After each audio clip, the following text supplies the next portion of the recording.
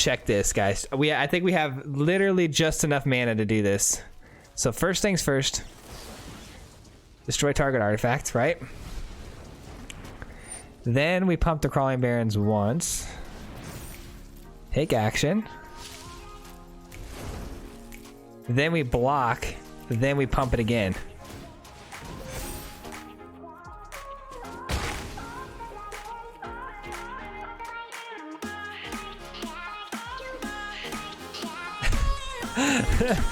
Oh, that felt good.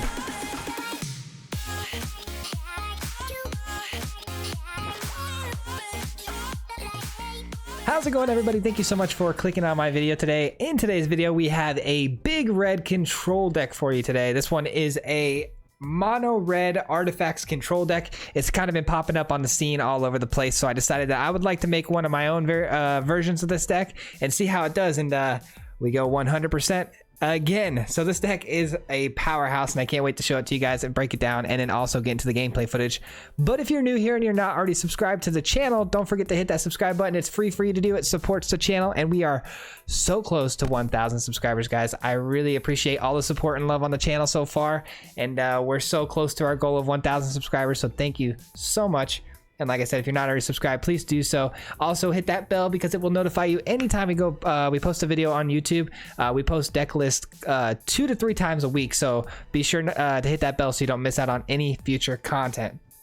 All right, let's talk about it. So in today's deck, like I said, it's a mono red control list. It revolves around Ugin. I know we've been playing Ugin a lot lately, but I do want to make it clear that Ugin is such a very powerful card in this meta right now that it's kind of hard to avoid. If you're not playing rogues, if you're not playing food, all those other main meta decks, Ugin's a good way to win games and get a little bit more unique with decks. So I really like this list. I think it's really fun. It does revolve around Ugin as our top end win con, but along the way we get to have a little bit of fun, and we get to get Ugin a little bit more unorthodox than just getting 8 mana and playing them out. And the reason that is because we run Irencrag Feat. This card is pretty sweet. It is basically a ramp card for red, which is pretty awesome.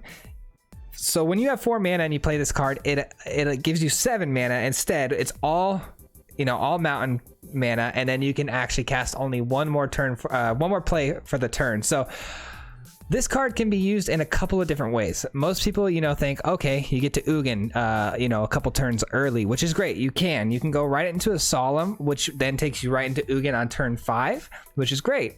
But if you have a Crawling Barrens, if you pump this up on turn 4 with the Crawling Barrens out on the field, or turn 5, you can actually pump your Barrens a few times. It adds more mana to the pool. It also adds mana to the pool for things like Mazemind Tome. So if you're in the late game and you don't have an Ugin, but you have an Irencrag in your hand, you might think to yourself, oh, this is kind of a dead card. Think of it as a way to pump up all of your additional spells. You pump up for 2 to use your effect here. You pump up over here to use your Crawling Barrens. So there's ways to use that spell other than just using it on Ugin, which I found out later, which is pretty awesome.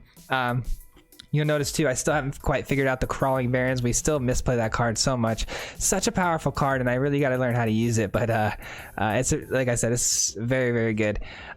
Solemn is a 4 of in this deck. This is also to help us ramp up to Ugin. The whole idea is to ramp it to Ugin as fast as possible along the way and just win the game with that. But some ways to control the battlefield while we're at it is we're going to be running 4 Scorching Dragonfires. Scorching Dragonfire is a great way to deal with Soaring Thought Thief, that 3 toughness little punk that's hard to deal with like Bonecrusher Giant and things like that. So Scorching Dragonfire is great for rogues. It exiles the creatures so they can't be brought back with Luris. It also exiles Annex, which is great. A lot of 3 toughness things out there in the meta that this takes care of, so it's absolutely a must-have 4 of in the deck.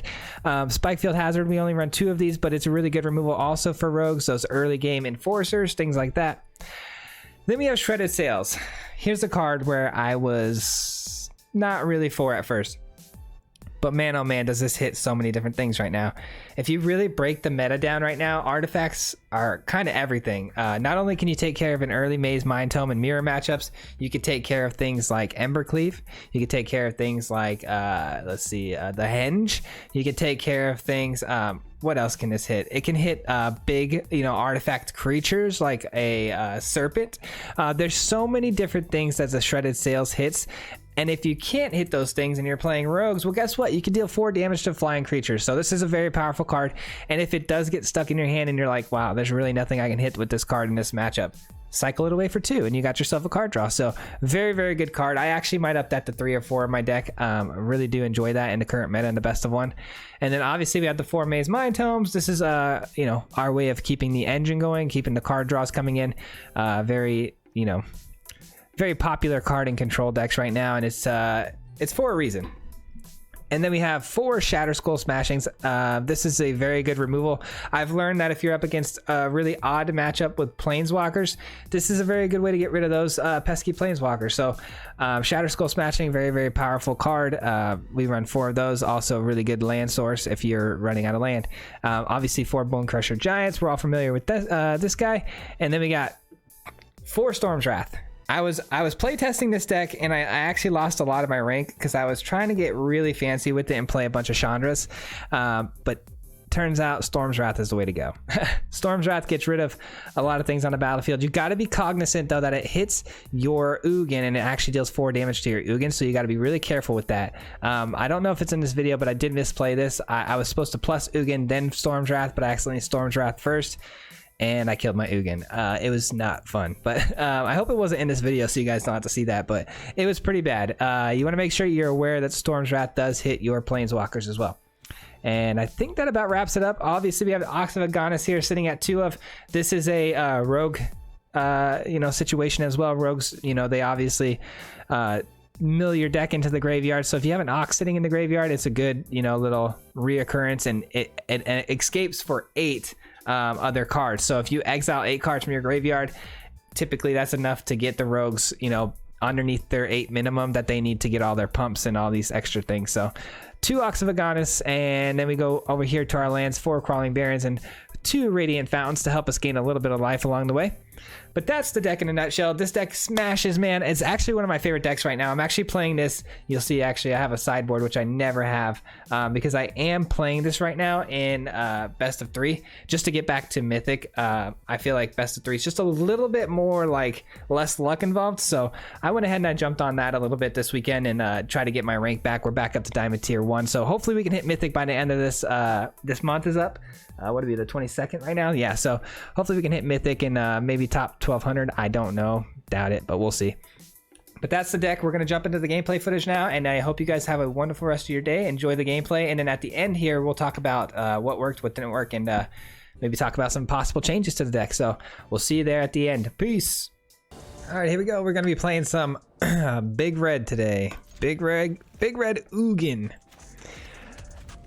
I'm trying to muster up my energy today because we were 4 games away from Mythic, and man, oh man, did we have a rough morning. We're back down to Diamond Tier 2. We just been so unlucky, to say the least. One of the worst days I've had of Magic in a long time, but decided, you know what, it's time to make the video. Let's play some Big Red. It's a good deck. I feel strongly about it, and we should be able to get some W's. So start climbing the ranks again and hopefully get to Mythic by the next video. I hope. We'll see. I'm gonna go ahead and not use that yet. Bonecrusher Giant could be good, but let's wait until they try to maybe put like an enchantment on this. I don't know what it is they're on at the moment. Wait, hold on. They're playing red, white, and black. Huh. The Wrath is actually looking pretty strong. Yeah, maybe we'll just Wrath the board and draw a card here. Yeah, I don't know. I don't know what our opponent's playing right now, but interesting to say the least. Let's go and draw. Oh, no, I just scryed. Are you kidding me? I meant to draw a card. Oh, man. Feels so bad. That was so dumb. I should... That's the type of stuff I'm talking about. My brain is just not there anymore, guys. Been having a really, really rough morning. We're trying to shake it off, but it's hard. It's hard when you had a plan and you were going to be, you know, hoping to go to Mythic today, and we end up where we are. But no more. Time to shake it off. Like I said, we'll get this. We'll get this W and keep it moving. All right. Nice, another Wrath. I'll take it. I'll take it. We'll hold off on playing anything. We have some instant speed things to take care of the bounty again. We've also got a Wrath that they want to drop some more tokens onto the board. But they're on some Mardu weirdness, and I think they're obviously getting mana screwed pretty hard here. All right, they're not going to play anything, huh? We didn't really have to take that 1 damage then, but you never know. They could attach something to it, you know, make it stronger, but some enchantment stuff or whatever it may be. I just don't know what they're playing. I want to keep the mana drops going. I don't want to lose my curve here, so I'm going to go and do that, and then just open up 2 mana for a potential stomp or draw a card here. Put some pressure on with these giants, make them have to remove them off the battlefield. Interesting. Protection from anything but 2. Oh no, what a bad Haktos. My guy is not having a good day. Not having a good day. I feel for you. Do I want to? Nah, I probably won't need this, huh? Yeah, I probably won't need that. Kenrith, okay. So they're on Winota. 100% Winota business here.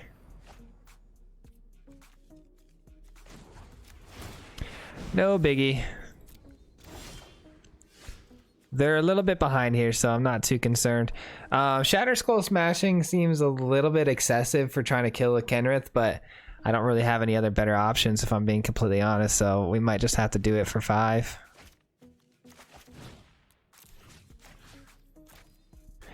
Like I said, I just don't have a better way to deal with Kenrith right now, so let's just go and do that. Get in for 4. It is what it is. 2, 3, 4. 1, 2, 3. All right, Diplomat. Diplomat's a tricky one to play around. It's gonna give our opponent some card advantage if we don't take care of it. I'm gonna just go for the Barrens play here, I think. Take action. And play a Giant. Or do we want to draw a card? Maybe I just want to draw a card. Yeah, let's get in for 8. See if our opponent blocks here. They do get life gain off of this, but I'm sure they want to keep drawing cards too, so I don't blame them for making that play. The Diplomat is a human though, so I'm not too concerned about Winota coming down. It's not going to trigger Winota, so. Bounty, sure. There's the Winota, but again, no triggers unless they find a hasty 1-drop. Nope.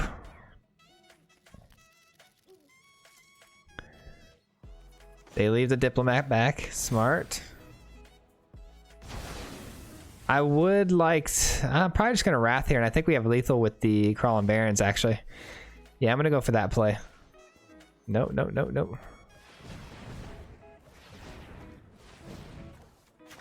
Let's get the Wrath in.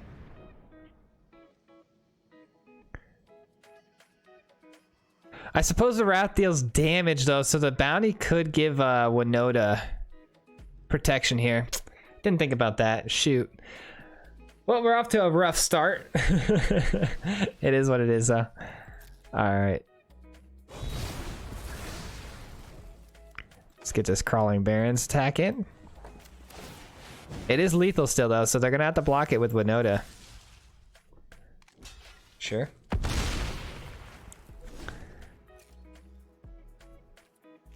We didn't quite win this turn, but we still got next turn. We got the other Storm's Wrath to take care of anything, or even drop an Ugin.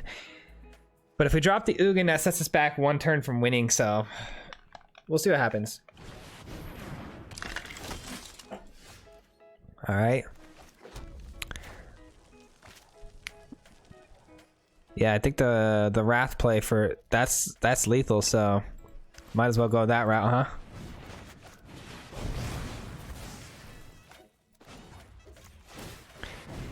Man, oh man, am I glad I decided on the Wrath. I was really debating on whether or not to put the Wrath in the deck because I was originally running Ugin and Chandra, but I like it. I'm glad we put it in the deck. Feels good. GG's. All right, well, that did lift my spirits a little bit. I feel a little better now that we got a W under our belt. We've been losing all morning, so feeling pretty good. I think the small adjustments I made to the deck too feel a lot better with the Storm's Wrath, so we're gonna go and keep this for sure. This could be playable down the road. We'll see. Luris of the Dream Den tells me it is, being that they're probably going to be rogues. We probably want as much of the removal as possible. Just kidding, they're not rogues. All right, well, we can play this pretty calmly then.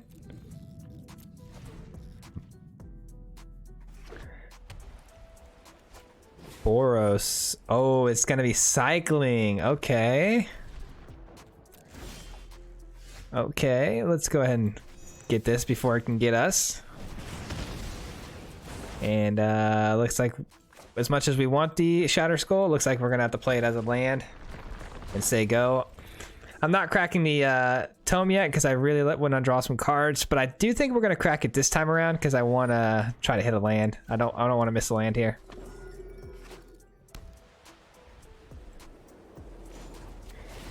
Gaining life is not something I'm too worried about them doing.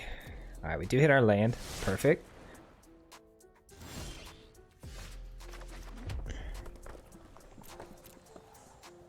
Keep our stomp up for things like the Fox or, you know, the Rescuer, things like that.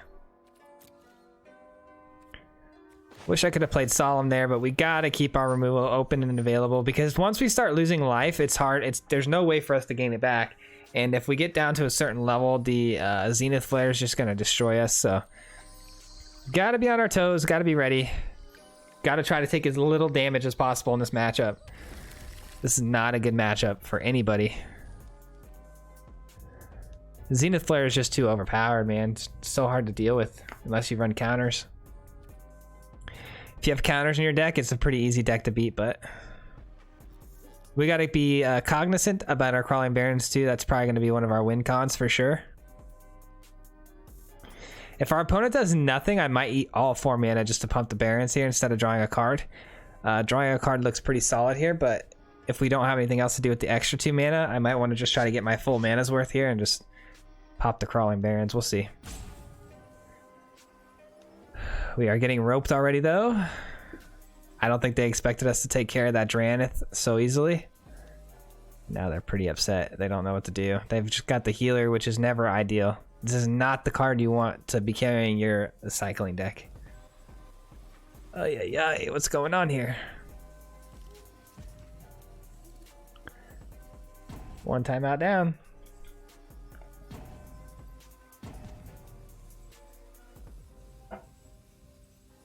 All right, maybe we got a DC here. We'll see. Anyways, how's everybody doing today, man? I hope you guys are all having a wonderful day out there. I hope you guys are having a great weekend. This is being recorded on the weekend. I know it comes out Monday, but hope you guys had a fantastic weekend. I think I'm going to go take my son golfing this weekend, if I'm being honest. I'm not 100% sure yet. It's Saturday, so thinking about tomorrow taking the kids, my son golfing for the very first time. All right, they get in for 2 here. That changes things. I think I'm going to stop it.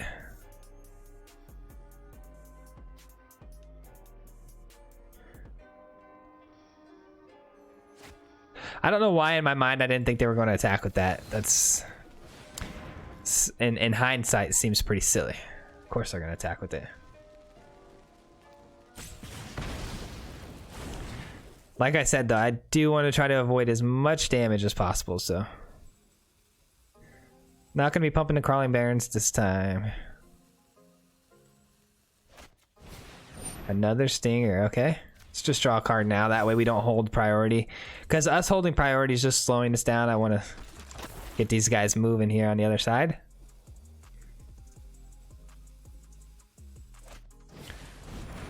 That's a Storm's Wrath if I've ever seen one.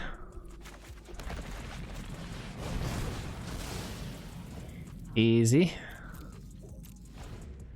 Still haven't touched us yet. That's great. That's where we want to be. Opponent's got 7 cards in the graveyard, though. You want to make sure you're very cognizant about that because each one is typically going to be a cycling card with a few exceptions. But for the most part, they're cycling cards, and those are what pump up your Zenith Flare.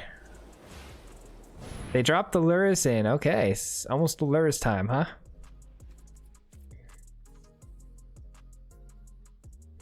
Do I scry here for another land, or do we just kind of hope we hit it? I don't know. Solemn for 4. Yeah, we kind of need to hit a land here, don't we? But I really want to draw a card with this. I'm so greedy. When it comes to this card, I'm so greedy. That's actually really good. That's better than a land, I think. Because they're going to play the Lurrus, and then we can Storm's Wrath their very next play. So let's go ahead and play this now then. Sure. Sure thing. We're definitely going to save our last Mazemind Tome crack for a draw. Get the land down. What are we at now? 6 lands? Okay. 6 lands. Man, I can't tell you guys how pumped I am about this YouTube channel going the way it's been going lately. I really do appreciate each and every one of you so much for everything you do as far as subscribing and liking the videos and all those things. We're definitely on track to hit by the end of the year the 1,000 subscribers that we set the goal on a couple months ago, and I'm very, very happy about that. So thank you. Just want to give you guys a quick thank you for that while we're sitting here waiting on the turns. Really do appreciate it. All right, gonna cycle a bunch.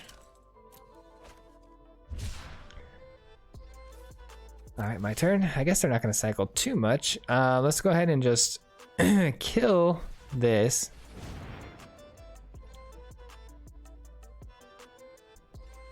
And then we could draw a card, holding up in our other Scorching Dragonfire. I think that's the best route to go.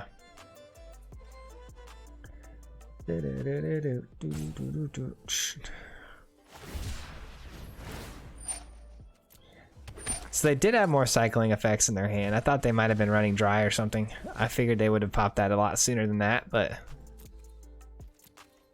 no attacks. Just draw a card now. Less things to think about. Gain 4 life. Nice. That's a pretty solid card because now we can pop our Ugin. Because we were sitting on 6 mana, and even if we drew into a mana there, we would have been short 1 the following turn, no matter what. Alright, the Lurrus finally comes down. They're going to bring back a Dranith, and then we're going to hit him with a Storm's Wrath or an Ugin. Probably just a Ugin. Here comes a couple cycles, and we take, what, 2 damage? This deals 1, right? Yeah. Taking 2 damage. And I gotta assume one of these is a Zenith Flare that they were holding on to. Okay. Go here. Go here, and for 3. Everybody hates Ugin. For good reason. Ugin's pretty beastie. Alright. I do feel bad that we've been playing Ugin as much as we have because it is such an overpowered card, but that's why we're playing it, though. We're trying to get to Mythic. We gotta play decks that work, you know what I'm saying? And this one does work.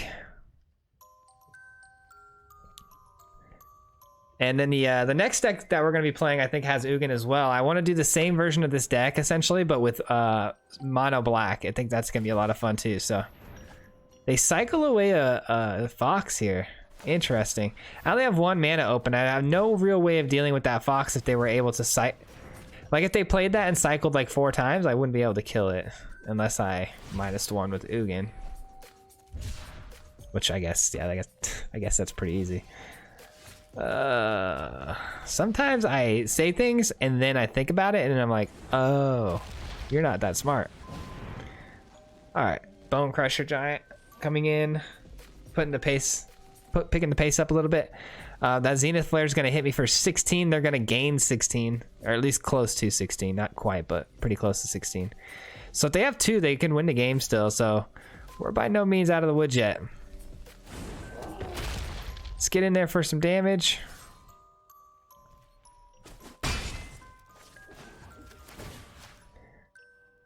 All right, we got a lot of work to do still.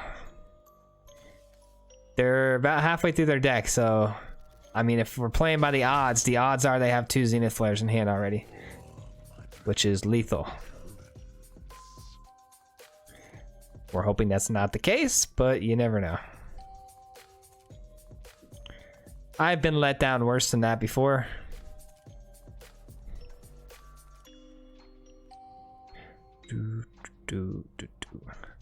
Anybody who recently followed the Twitch channel, I really do appreciate that. I see those, so thank you. I see those every day, and I really do appreciate you guys following that.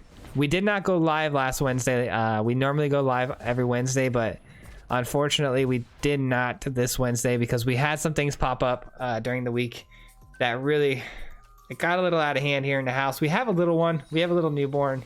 He's 12 weeks old, and he's a handful right now. He's taking up a lot of my time, so unfortunately it is what it is at the moment with that.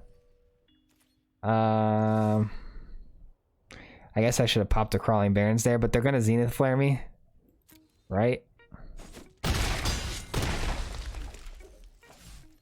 Oh man, I definitely should have Crawling Barrens there. That was so not smart. All right.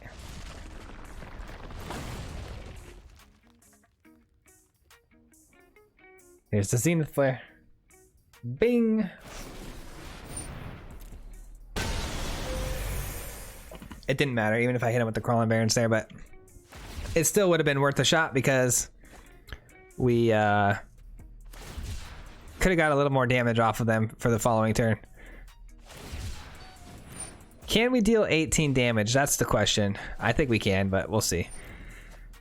The problem is they have a million draws to get to Zenith Flare here, and they still have enough mana to play it. Oh, let's go. Zenith Flare is a 4-drop, right? Okay, so we're good. We're good. We're in the clear. We are in the clear.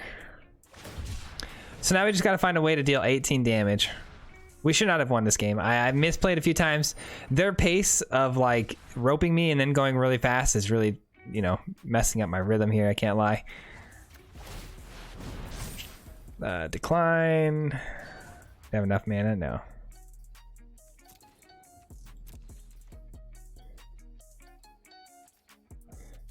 All right, so let's see. How much damage can we get through here? Let's get this ready to go.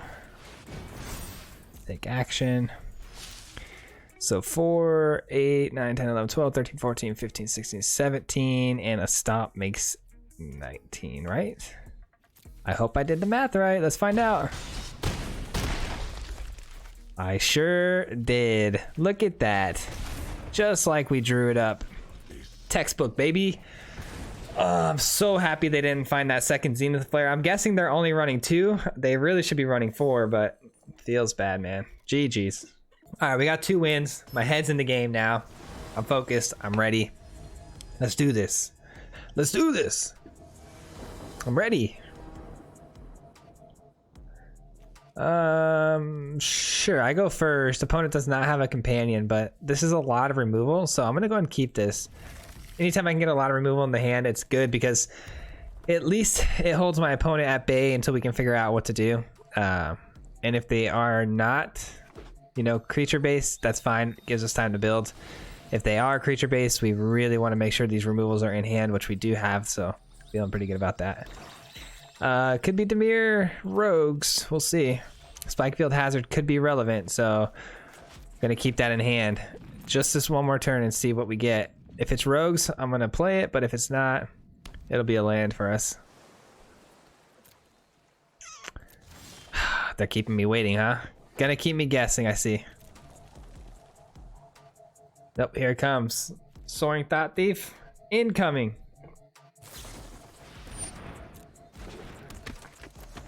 Of course, but of course. How original. Wish I had a Scorching Dragonfire. Man, this hand would be fire. Hopefully they play something else though on their turn instead of waiting on my turn to play anything, because Storm's Wrath would be really relevant right now.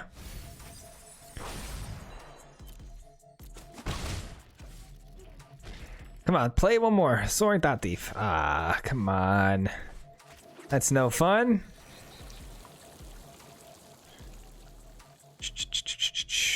I don't want to play a Storm's Wrath for nothing, just for one creature, but what do we do? Do we do it? So if we Storm's Wrath for one creature, that's such low value, but the problem is if we don't play Storm's Wrath, they could play as what's the name of the card? The sand creature, the thief that steals something out of my graveyard that's a permanent. I think I have to. Zareth Sand, I think that's the name of the card.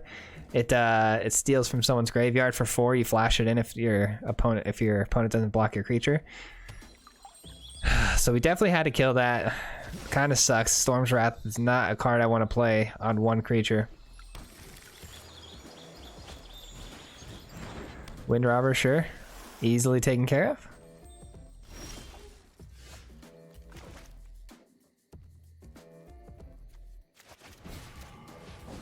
My only issue with this play is I don't have another mana to drop down for keeping my curve going, or keeping my drops going. I don't want to miss a land drop with this deck. I don't like having 2 Irencrags in my hand either. That's not ideal.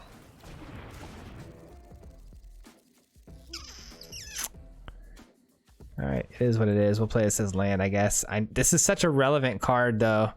It's such a relevant card against rogues, but we have another Storm's Wrath in hand, and we also have Ox of Agonas, which is really our kind of win con against a rogue deck, so it's not the end of the world if I had to play that as land. Really got to keep our opponent from drawing into the story, being able to draw that.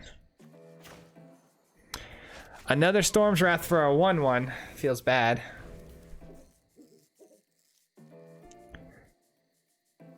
I really don't want to play the Agonas right here, because once you play the Agonas, you lose your hand, and I really need the Storm's Wrath.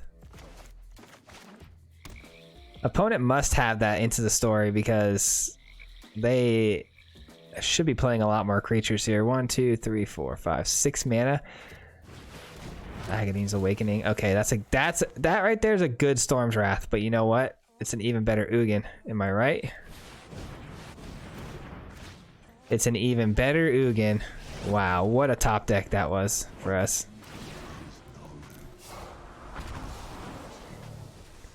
Those go to exile. Now they have no creatures to bring back with another Awakening. If they play one more land... Bloodchief's Thirst. I always forget they run that card. Always forget. Alright, Ox of Agonas looking okay now. I'm going to go ahead and play it,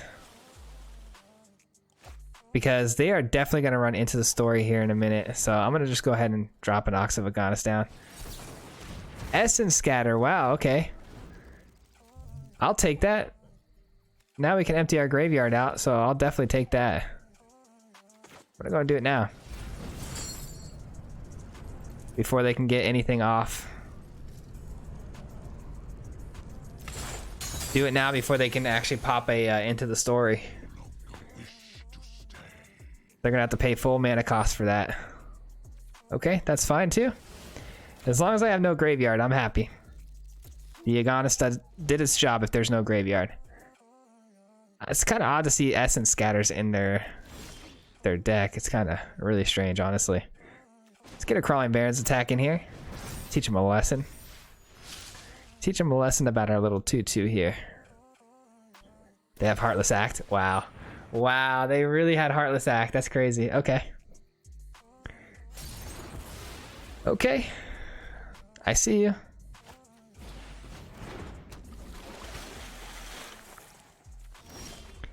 How's it looking in the graveyard? Okay, so they don't have any creatures in the graveyard. I kind of want to keep it that way. Let's go and just go with the Dragonfire here. Keep that in exile. Shredded Sail's looking really strong here as well, because they have a ton of flyers.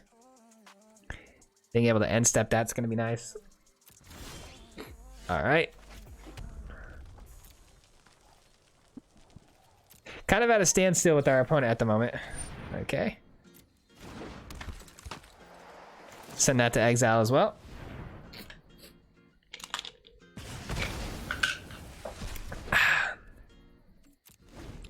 That's definitely got to be a Xerath Sand. It has to be. The fact that they don't run Luris tells me it's probably a Xerath Sand. Well, that sucks. That's unfortunate because we don't have Dragonfire. That would have been better for that particular card.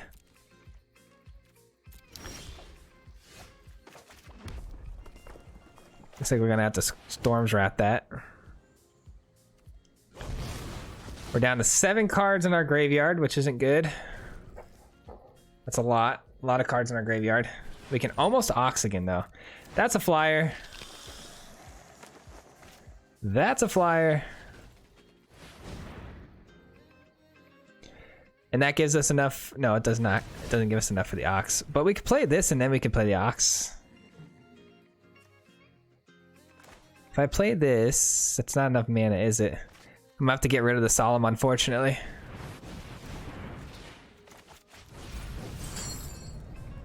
We had to play it that way to get our graveyard full enough to play the Ox. But with the Ox comes the unfortunate part where we lose the Solemn. But we do get to refill our hand, so that's kind of nice.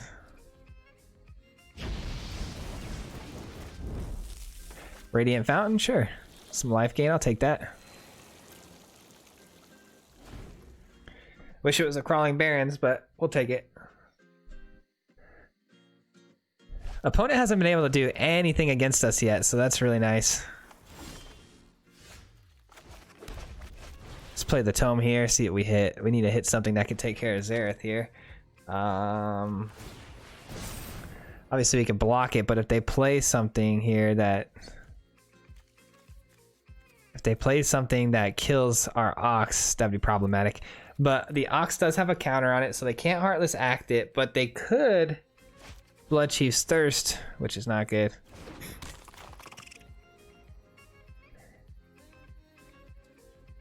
Is it Bloodchief's Thirst? Oh man, that'd be so terrible. Heartless Act. Okay, I'll take that all day. I'll take the Heartless Act all day. We are now 4-2. If they swing in here, I'm more than happy to make that block.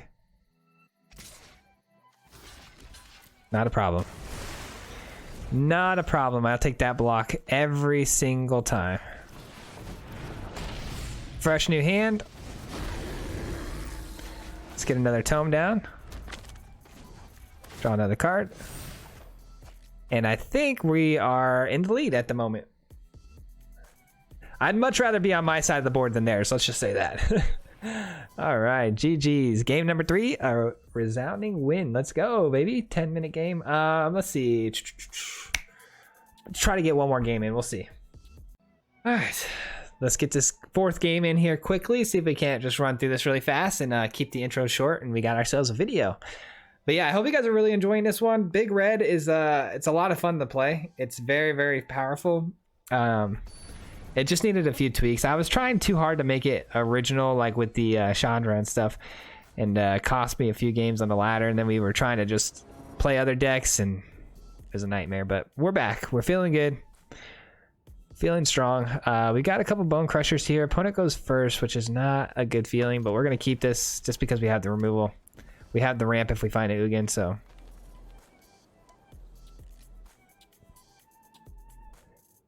Opponent is probably going to drop down an Edgewall Innkeeper here, and then drop a red land, and then drop a Brushfire. Okay, I was close. I was close. Mazemind Tome good for later game for sure.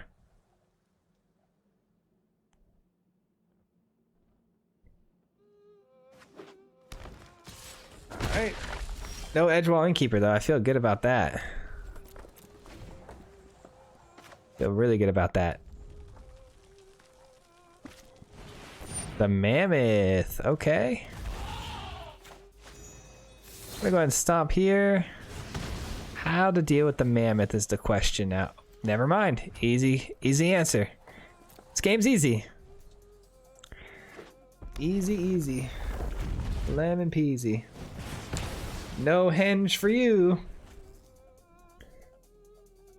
Now, had we waited for that to trigger, they definitely would have gotten a henge out there. They had 4 mana open. That would have cost 4 to play, so feeling pretty good about that. We could play this for, let's see, 7. Is that 7 mana, right? So it's 5 damage. We can kill this if we want to, which I kind of do want to. Or I could just do this. Yeah, let's just do this. And say go. I'm just concerned though, because if they play a land here, the henge is coming down. Maybe I should have killed it. You got to really keep the what's it called? The Gruul decks. You really have to keep them with no creatures on the board. Because if you don't, it can get bad quickly with that henge.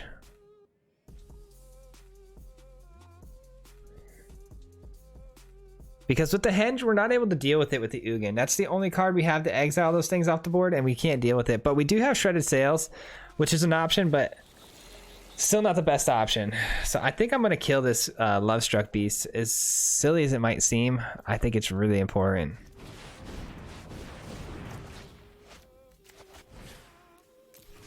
Because we do not have Shredded Sails in our hand. So we probably should have just done that for 6. That way we did 12 damage, just in case they had anything like, I don't know, Primal Might. But even Primal Might wouldn't have been able to pump in time. Or I wouldn't have been able to pump because they only had 1 mana open, but... that sucks. It just got out of range from Bonecrusher Giant, so that feels bad. I guess we can stomp it twice here, though. That's something we could do. Play the Mazemind Tome for some card advantage next turn, and we're good to go. We're a little behind, though, obviously. We're a little behind. We're spending a lot of resources to take care of their board because we're scared of something that we can't exactly deal with.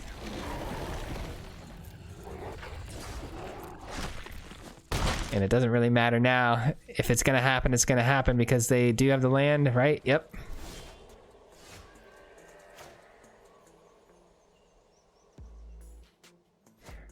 Yeah, let's do that. And draw a card.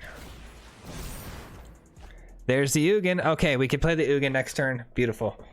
All right, I feel pretty good about that, but I do think the henge is coming out now. Or not.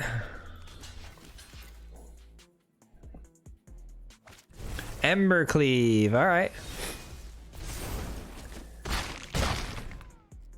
All right, well, we don't appreciate an Embercleave, but I guess it could have been worse.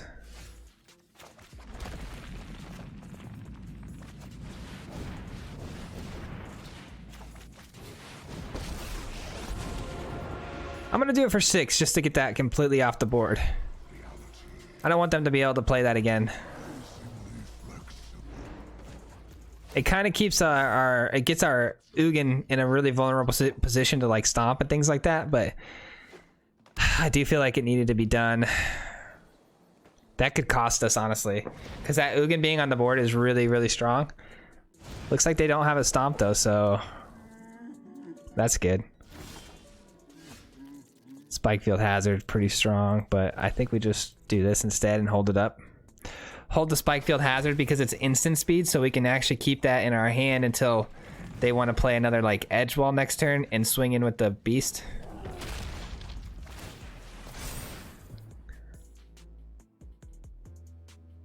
Oh no, they have Scorching? Oh, they might as well have a Scorching. Holy cow, that sucks. Alright.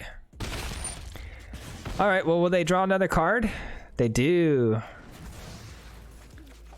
So they just go for the top deck and hope that they hit what they need. Let's find out if it's what they needed. We have really great answers here, though. We could take care of any 1/1 they drop that would make their Lovestruck Beast come online. We don't have an answer for that, though. Oh, no. It's not the worst thing, though. We can keep taking care of these 3/3s as they come. That's tough, though. Beauty lies in variation. It had to be a Vivian, huh?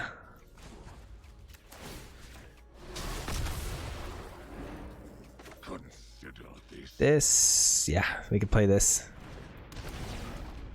Take action, Put the land down, draw a card. Gain some life. We need that big time.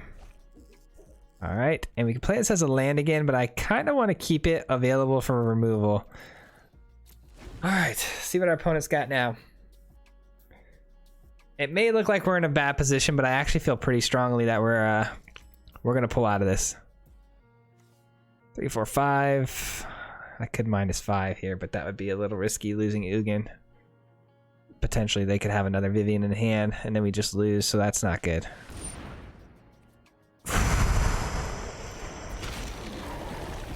Unbelievable. That's one card I really could not see, and there it is. And it's gonna come in for 4, dealing 4 to Ugin. Wow. Diversity is our greatest strength. Shatterskull Smashing looking pretty good. Oh, wow, they don't know how to use Questing Beast apparently. Okay. I say 4 life total to the face. If you guys didn't know, Questing Beast can attack your opponent's face and it would still do damage to your opponent's planeswalkers, so don't make that mistake. Let's see this for 6.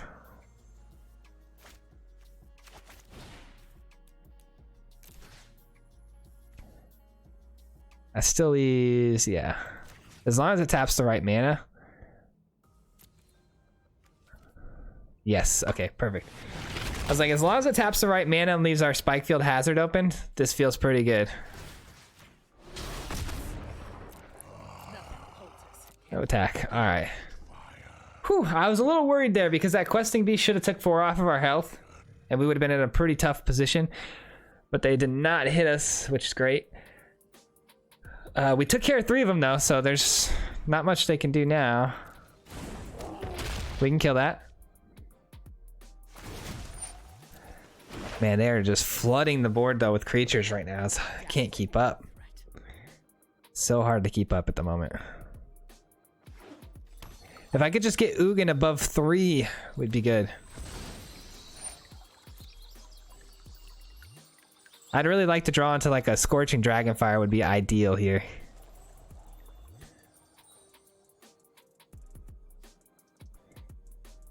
Alright, what do they got? What do they got? Come on. What do you got? You got 4 mana open, so Questing Beast or Lovestruck Beast still can't attack. Even if they had something for it, I could still play the Spikefield Hazard and destroy it. Shredded Sails for any of those pesky artifacts like Embercleave or Henge. Ox of Agonas. Ooh. Ooh.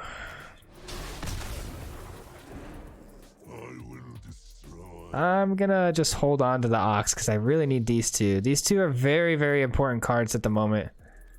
No attacks. We have a body to block the 3/3 with, and then we can minus on Ugin for 3 and clear the battlefield out. Oh no, that's not good.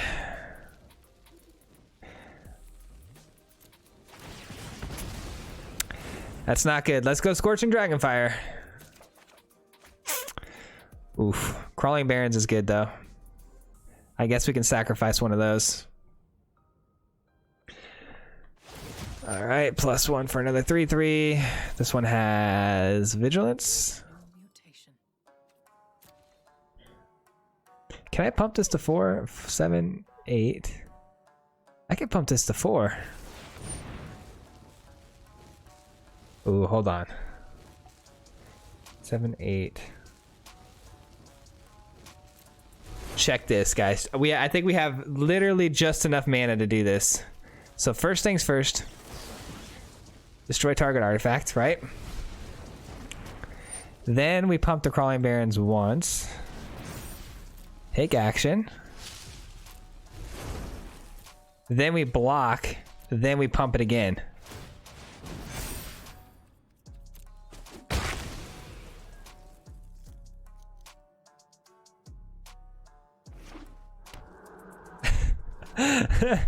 Oh, that felt good. That felt so good. All right. Let's freaking go. We've been holding on to the Spikefield Hazard forever, dog. Let's get the Ox down. Let's get the Ox down and get 3 more cards. You know. I cancel that.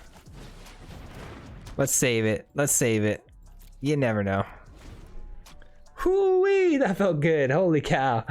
What a freaking series of events that just unfolded there. We had just enough mana to make that play happen. Holy cow. I'd like you to meet my friend. All right, let's go. Now let's draw a card. Another Ugin, okay. Can this hit planeswalkers? Yes, it can. Okay, we're gonna do this for 6.